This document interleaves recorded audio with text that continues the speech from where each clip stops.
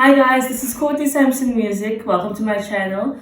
Today I'm joined by a special guest. His name is Junior Aubrey Matsila and he will be introducing himself to you right now. So who are you and what do you do? Okay, I'm Aubrey Junior Matsila. I'm a trombonist originally from Johannesburg and I'm 20 years old now and yeah.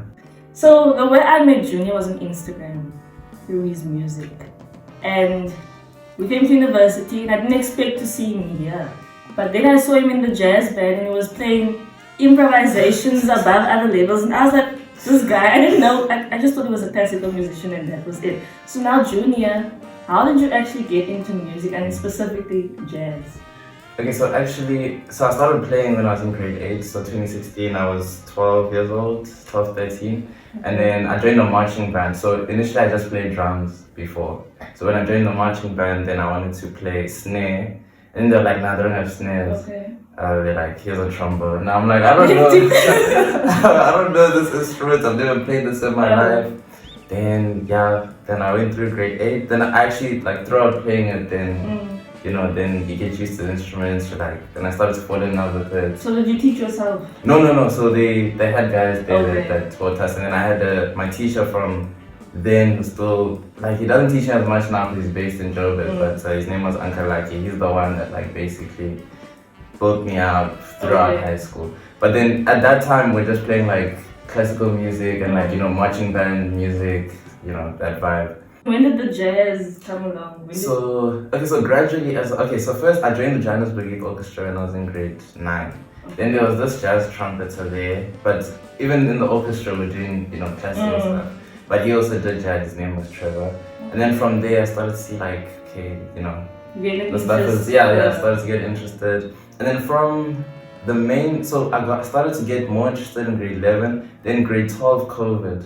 That's when then I started to watch videos and everything. Because you had all this free time at home. Yeah, exactly. Okay. So that's when I started to check properly, transcribing, all that kind of stuff. What do you study now? Because I know it's not music. Okay, so right now I'm studying a BSc in Applied Earth Sciences. Okay. So I wanted to study music, but there's just some complications and stuff with parents and all that.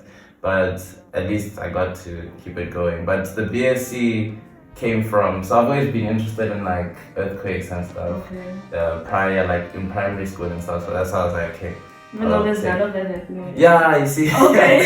Just from YouTube and the news and stuff. So it's like, okay, take that route for studies. So if you're doing that and you're still doing your whole jazz thing, I know you're in the SUN Quintet with some of the guys here. How do you balance your studies and also still improving your jazz and your improv and learning new tunes and stuff?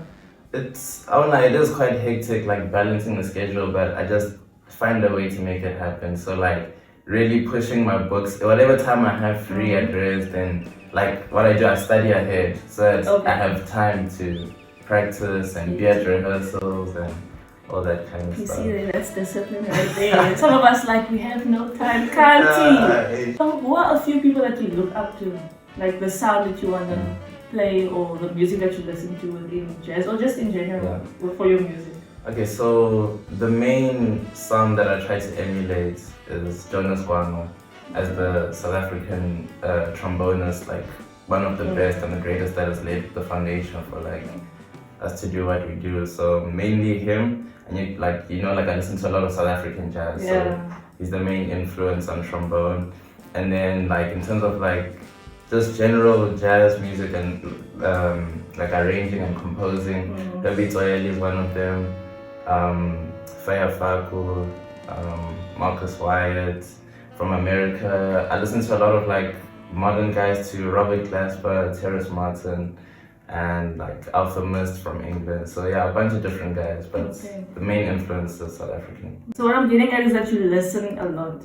Yes. How would you say that listening helps your jazz learning? Because I know you often obviously learn by yourself when you're learning the tunes. Because you're basically a solo musician, a solo artist. So how do you approach when you learn new jazz tunes and hits? How do you internalize the people that you listen to? So basically, how I started getting into that is let's say I find the jazz tune that I like or a specific solo by a specific trombonist or a trumpetist or saxophonist, then I like basically.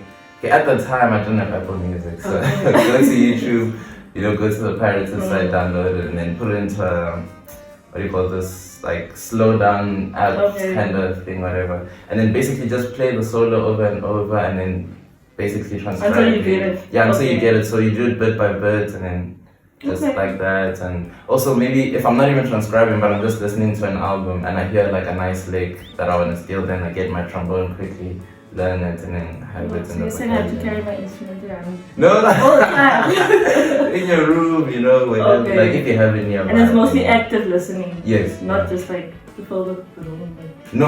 Well, okay, yeah. Sometimes it's just background music, but normally active listening if I'm just chilling. Okay. Yeah. So then the second last question is, what are your future plans? Because obviously now you're going to have your career and then you still want to keep the music, I'm assuming. So what are your plans going forward? Okay, so music-wise, academically the main thing is to next year get honors, hopefully master same time, then find work here or overseas and just do that. But musically the main thing, so now I've started this project in Johannesburg, maybe you saw in the holidays, the Legcay Jazz Ensemble. Okay, yes, I did. Yeah, so that's my project that I've started that side with a bunch of musicians that I know that side. So we had our first gig and hopefully try to record that music because it was all originals. Oh, okay. Yeah, so we're gonna try to record that hopefully in December. So some of your stuff was also... Yes, okay, I'm there, yeah. So I wanna get that to be like, not just a band, but a movement that grows and hopefully other people join it also.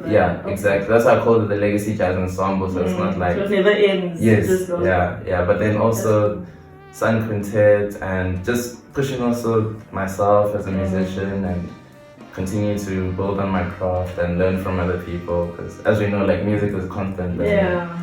So there's always someone practicing more than you, better than you. Yeah. So do you have any tips for anyone who's getting into jazz and wants to learn more, like myself or some of the viewers? I think the main thing is listening to a lot of jazz. Like I think that would be the first step, just to get your ear around the sound and what's happening on the scene, and not just listening to one type of jazz, but listening to like fusion and American stuff, UK stuff, South African stuff, and probably doing a lot of transcriptions.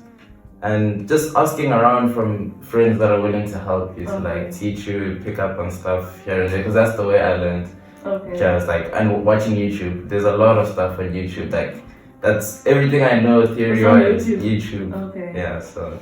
Okay. So now you heard it here first, guys. YouTube is your bestie, and people are your besties. So go ask the people. Thank you for joining us today. So not us, me today. Thank you for having me. Please like, comment, and subscribe to the channel for more videos like this. Bye. Bye guys. Look at the camera. You can do whatever feels like. You can do whatever.